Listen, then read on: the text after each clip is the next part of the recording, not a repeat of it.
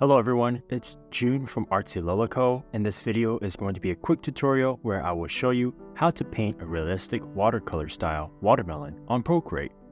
If you don't have the brushes yet, I provided a link where you can get them in the description below.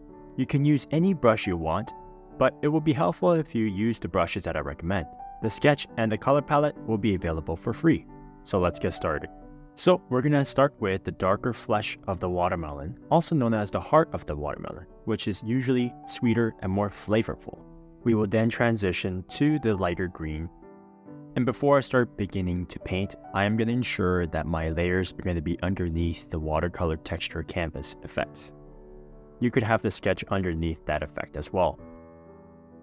So I'm going to pick a very dark, rich red color. And since I want to keep the hard edges, I'm going to reduce opacity on the left side to around 50% and keep the size to around 100%. And I'm currently using the small, rough textured canvas. So I'm going to start beginning to paint the top part of the watermelon. And then on the right side, I'm going to keep it a little bit lighter because I want the light from the painting to be coming from the right side. As you can see, I start by carefully outlining the edges with a little bit precision with the wet on dry brush.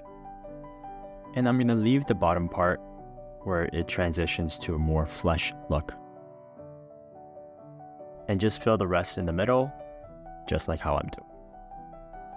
I usually like to keep it with one stroke and keeping the overlayers reduced, but it's really up to you, and it's not the end of the world. If you have overlays, we can later on mix it with the moving or regular blender. And since the light is coming from the right side, it's going to be a little bit brighter. So I'm going to reduce the opacity to make a bit more transparent to around 25%.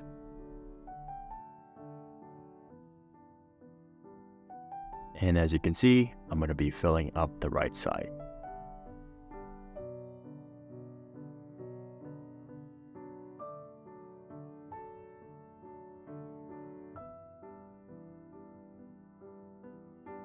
And I also want to have the lighter transition at the bottom here. So I'm going to use the same opacity level to fill out the bottom part here.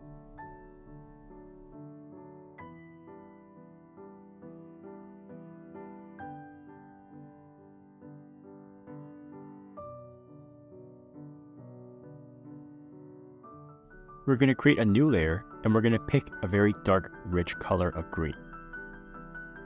But we're going to keep the opacity to around 50%. And just like this, follow along just the bottom parts of the watermelon.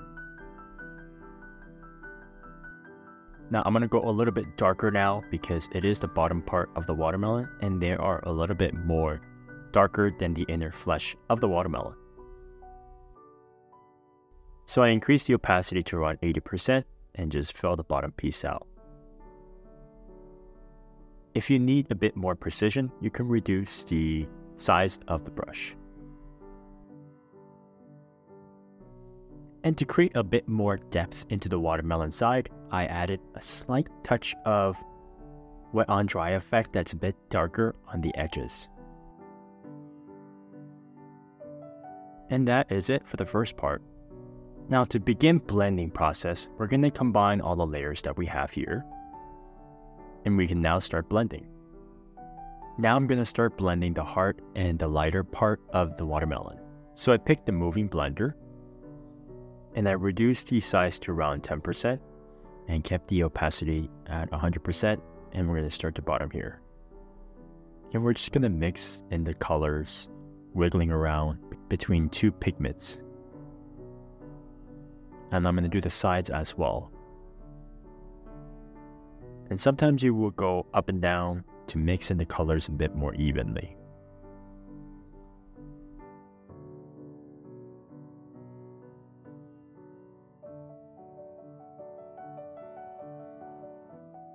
Now if you see at the bottom, I only mixed 2 colors of pigment rather than mixing 3 different types of pigment colors.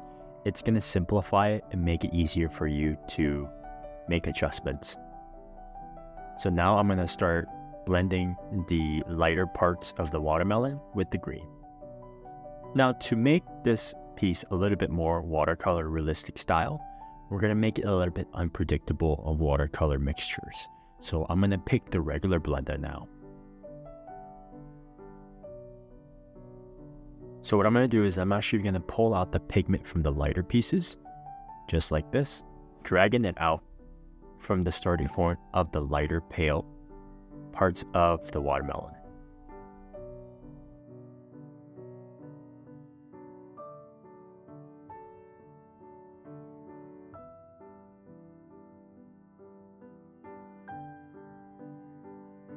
Once I'm done with that, I'm going to actually do the same thing with the green parts to mix into some of the colors.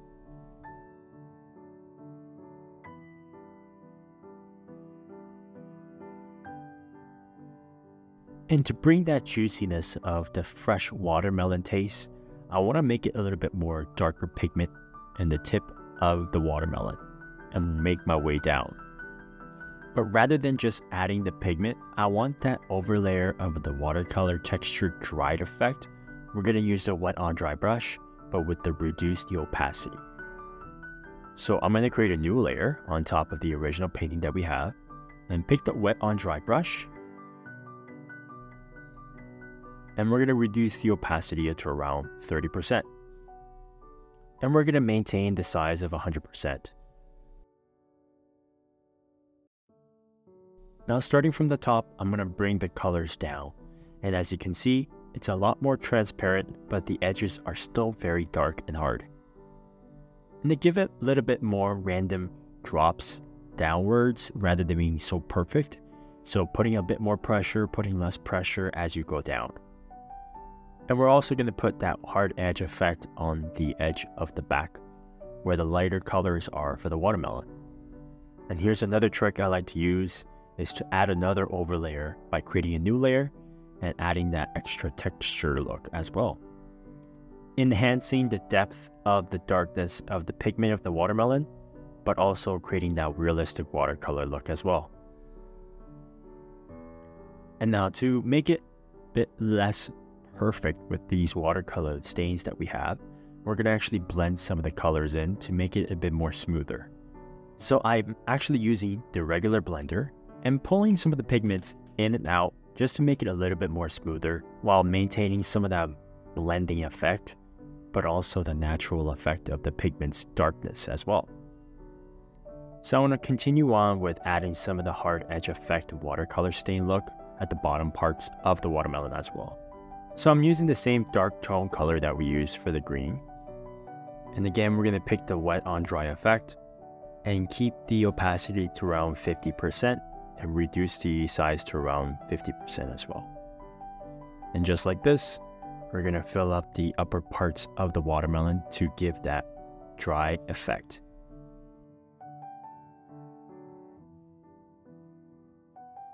So we're going to remove the sketch for now and combine the layers together. And we're going to create a new layer and use the fine line brush. And from here, I want to make the corners of the watermelon pop out a bit more. So I'm going to put sharper edges using the fine line brush. So I increase the opacity to around 50%. And just like this, I'm just going to paint the corners to make it a bit sharper, to give that actual effect that it's been freshly chopped. And don't forget to give a little bit of edges on the left side corner as well.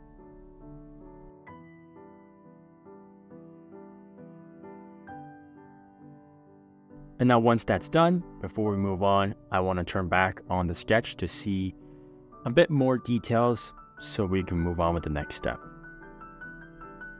Because now we're going to be starting to add the seeds of the watermelon. So pick a black pigment color and increase the opacity to around 100%. And keep the brush size around 25%. And then we're going to fill in the seeds here. And as you can see, the seeds kind of look like a teardrop, not so square, but a little bit sharper on the top and a little bit bigger at the bottom piece.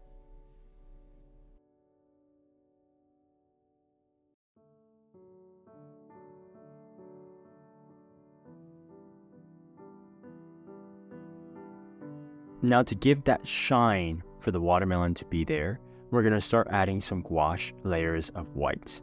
So make sure to pick the gouache layer and pick a white pigment color.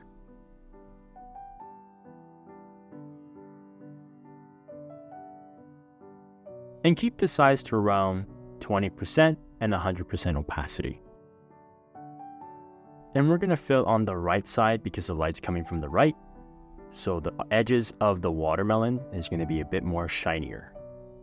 Just like this.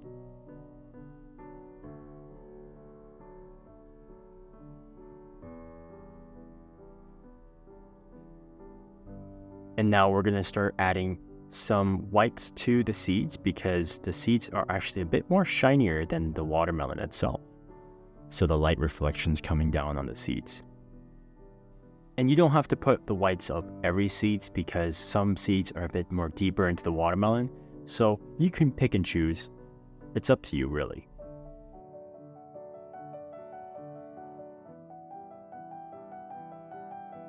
Now we can remove the sketch altogether. Now, whenever you actually see a very fresh, well-ripe watermelon, often they don't have straight lines coming down, even if you cut them perfectly. They are sometimes jagged and uneven, and slightly giving that juicy look, so we're going to actually create these uneven lines along the edges. So combine all the paintings that we have for now. Select the layer that we are painting on, and we're going to pick the eraser and use the fine line brush. And we're going to reduce the size of the brush to around 35%. And as you can see, I'm going to create some jagged, uneven lines as I go downwards. And slowly digging into the watermelon like this.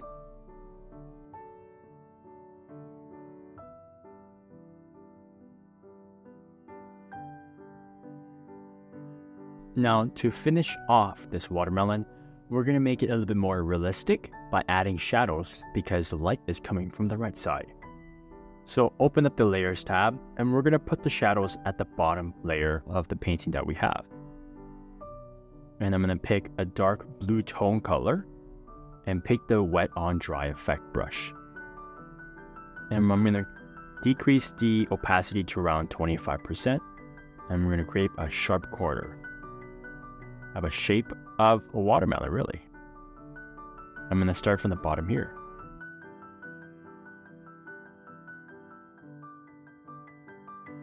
Now, because the shadows are a bit more darker pigment closer to the watermelon, I'm going to increase the opacity to around 50%, and we're going to a little bit add darkness in the closest parts of the watermelon, creating a bit more depth. And now we're going to use a regular blender and pull the pigment out a little bit to the lighter parts. Because it is a shadow, there are gradual changes to the darkness. And the shadows are not going to be so perfect, so we're going to blend a little bit of the shadows as well. And there you have it, delicious, realistic watercolor watermelon on your Procreate. If you are enjoying these tutorials, hit that like button, subscribe to my channel where I will be up making more tutorials for you guys to follow along and paint with me. And as always, have a wonderful day.